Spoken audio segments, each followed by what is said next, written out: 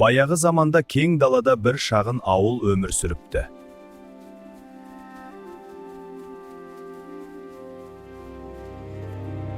Сол ауылда бір отбасы көп жыл бойы бала күтіпті.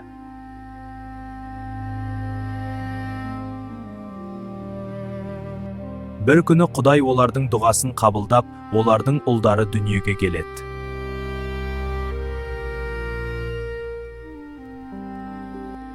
Олар азан шақырып баланың атын Толағай деп қояды.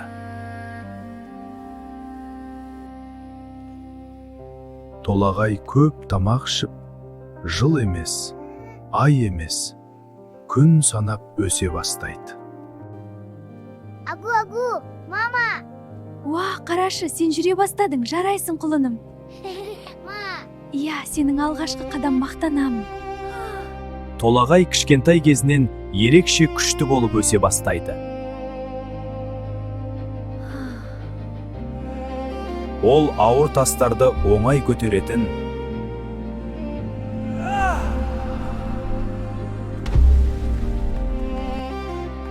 Толағай ауыл адамдарына көмектесіп, көп алғыс жинап жүрді.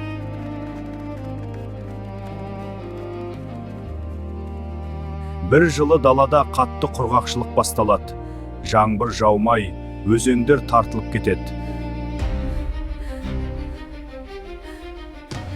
Ауыл адамдары қатты алаңдай бастайды.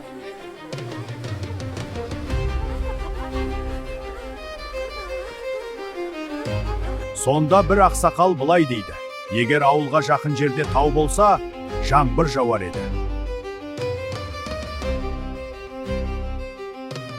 Сонда Толағай батыл түрде айтады: мен тауды ауылға алып келемін.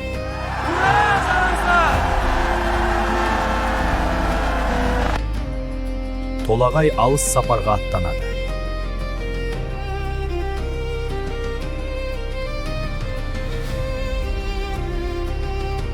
Ол ұзақ жол жүріп келеді. Көп күн жүріп, үлкен тауға жетеді. Толағай бар күшін жинайды да, алып тауды көтеріп алады.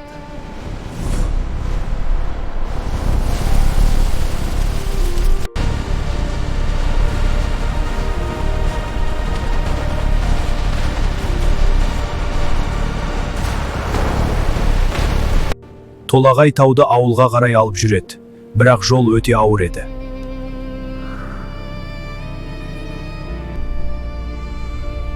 Толағайдың күші азая бастайды. Ол ауылға жақындайды. Соңғы күшін жұмсап, Толағай құлап түседі.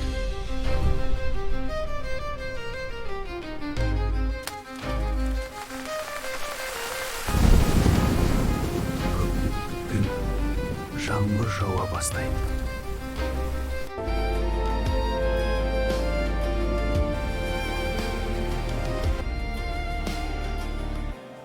Дала қайтадан жасыл түске боялады. Ауыл адамдары қатты қуанады. Олар Толағайдың ерлігін ешқашан ұмытпайды. Ал тауды адамдар Толағай тауы деп атады.